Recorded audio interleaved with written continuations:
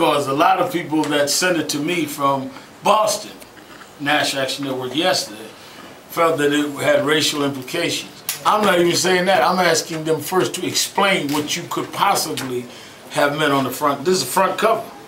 Fade to Blacko. I want to ask you as well, you spoke about the legacy of Micheal Jackson quite extensively, and what the message of his story is, that people who are marginalized can succeed. And can you just repeat I think that Micheal Jackson is the ultimate success story of him and a family. One of the reasons I'm going to Los Angeles to meet with his brothers and father and mother, and I spoke with all of them yesterday by phone, is that I think people don't understand this was a family that came out of Gary, Indiana, that were poor, working class family, had a dream and God-given talents, and they used those talents to set not only a career that was unbelievable, but they changed and transformed global culture, pop culture changed because of this family. And I hope that in all of the coverage of whatever accesses Micheal Jackson may or may not have had, that we don't lose sight of. He represented hope, and he represented the realization of dreams to so many of us that come out of similar backgrounds, and that we don't need to lose that inspiring message. And I think that's why there's such an emotional attachment to Micheal Jackson. When you saw the reaction all over the world the other day when he died, and the reaction that is still all over the world, I don't think people understood that they were not dealing with Micheal the way some of the tabloids were. They saw Micheal as the guy they knew in the neighborhood that made it at our times, that made it against all the odds. They saw him and his brothers staying together. So we kind of saw kinship there. And that's why I'm meeting with the family in LA. I'm going to fly back all night to do what we're going to do at the Apollo on Tuesday, where the Jacksons performed on amateur night one night. And at the exact time of his death, Tuesday afternoon, we're going to pause, and that's why I will give a eulogy right in at that time in front of the Apollo Theater. And I will also announce whatever the family has decided when will be the official celebration that they will do when and wherever they do it. But this is a story that should not be muddied without dealing with the triumph. I'm not saying that the media ought to be sensitive, but I'm saying let's tell the whole story. And a lot of the story is not being told about what he really meant to ordinary people. Rev, I noticed that you were crying, you were so passionate, so, you know, what was going through your mind? I mean, I knew Micheal for 35 years, and as I said, we met when both of us were teenagers. I was about 19, he was like 15 or 16, and he sang at a civil rights benefit in Chicago, and him and his brothers. So I kind of knew him, and as we got older and James Brown kind of adopted me, and I'd be around James Brown, I'd run into Micheal. And then in the 80s, we got very close when I did work with his tour, and then he would come to me when he felt the music industry was bothering him. In 2002, this picture, he came to our headquarters and spoke. I don't remember Micheal speaking at any other civil rights group. He certainly never went to another march other than when we marched on Sony Records that day, and he helped me lead the march. So as I was recounting some of the things he went through, I thought about days he would sit and talk to me about it, and it just brought tears to my eyes because I knew how much it hurt him that people didn't understand that he was more than a caricature.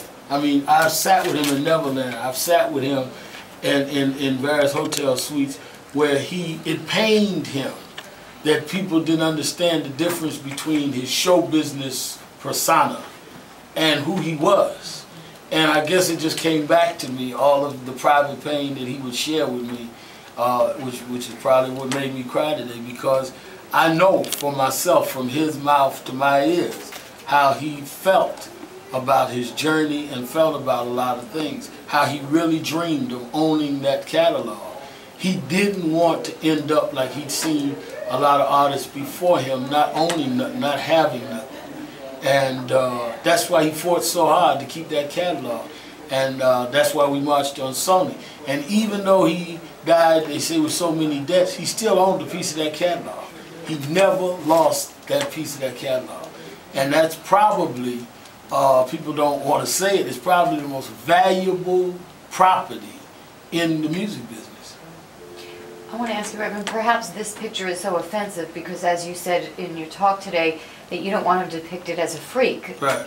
And this does. This not only marginalizes him as a freak, it says to kids that need to be inspired by Michael to don't be like that.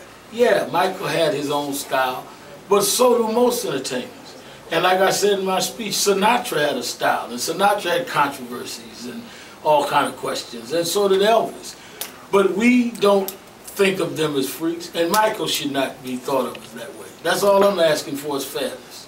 Can you talk a little bit more about what you were planning for Tuesday? Tuesday at 2 o'clock in front of the Apollo, Janelle Procope, president of the Apollo, and I will begin a community celebration. We're going to let artists come and people that want to say and do something in honor of Michael. And then at the exact hour that he passed, I will step forward and give our eulogy here from the Apollo Theater, which was the temple of black music. Michael and his brothers performed there. Michael came back in 2002 and did a concert there at the request of President Clinton for the Democrats. It was ironic, the night that Michael performed for the Democratic Party, I had come by to see Michael's performance. I was leaving, and it was then that one of his bodyguards said, "Michael wants to see you." And I said, "All right, but tell him I got a speaking engagement. I can't stay for the rest of the show." He said, "Meet us at the Palace Hotel," and he gave us the room number. And I went to see him that night at 11 o'clock, and that's when he started telling me that he felt they were trying to take his catalog, and he needed my help and all of that. And I told him, I said, "Well, it's funny you said that, because in 3 weeks, we're having a seminar on are they treating blacks fair in the music business." Johnny Cochran, who's your lawyer, and I, at the House of Justice, my headquarters. He says, "I'll be there, get there." I said, "Okay," and I thought Michael will be there. And it was going to be that Monday, 3 weeks. That Friday, before that Monday, I answered my phone. I said, "Hello," and it was Michael. Michael said, "Sharpton." That's how he used to talk. "Sharpton." I said, "Hey, Michael, how you doing?" He says, "Where's the seminar?" I said, "I told you it's at the House of Justice, all that on Monday." He says, "Monday, I'm here." I said, "You're here?" He says, "Yeah," and he was staying here in Manhattan. So I said, "Well, if you're here, I know you get up in the afternoon, but we have a rally every Saturday morning, and da-da-da. You should come by and do the broadcast." "I'm coming." I said, "Yeah, right." Now, because Michael, like most entertainers, get up about noon. 9:30 next morning, big limousine pulled up, and he was there. And that was the day he took the picture. He did the rally and stayed over and went and came to the seminar that Monday. Can you give us just a little bit of an idea? You're going to California today or tomorrow? I'm going to be there tomorrow. I'm leaving tonight, going to Atlanta to do a speaking again. I'll be there tomorrow, meeting with Attorney Joel Katz, who's Michael's attorney of record, and Jermaine and Jackie, his brothers, and then and Mr. and Mrs. Jackson, the parents. Okay. I've talked to all of them on the phone. Are you privy to any funeral arrangements yet? I think they're doing that this weekend. They'll probably finalize by tomorrow. Okay, thank you. I'll probably know. I'm not part of how they finalize it, but I'll know. Okay. I talked to Attorney Katz this morning, who was at the airport in Atlanta, leaving, headed there, and they're meeting today and tomorrow, and I'm leaving the meeting tomorrow. Okay, thank you. Did you finish on the moment? Yes. Okay, great. Thanks so much. And how's the family holding up?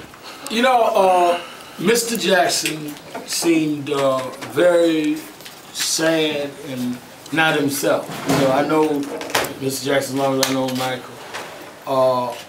And you know, he's older now, and he just did not seem himself.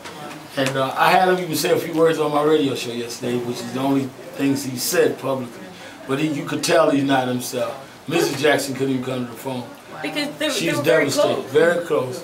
And Jermaine and Jackie were devastated yet determined. They want to see their brother treated right. They want to see their brother in the right light. And they kept saying to me, "You got to keep," they've been watching, you know, me doing the talk show, saying, "You got to keep out there and defend Michael. He can't speak for himself now." And the other thing they said, which I don't mind saying on the record, I don't think I've said it anywhere, is that what very few people know is that 3 or 4 weeks ago was Joseph and Catherine's 60th wedding anniversary. And they had a affair for them in Las Vegas. They both live in Vegas now. And the kids had an affair for Mr. and Mrs. Jackson. 60 years of marriage. And all of the kids came, and the grandkids, and Michael came with his children. And he said, with all of this about Michael didn't get along with the family, Michael was there with his kids, all the grandchildren, all the kids, including Michael, everybody. And he said that Michael said to his brothers, he says, I want y'all at the end of my tour to come out a few of the dates and do something on stage with me. He said, I want us all, you know, to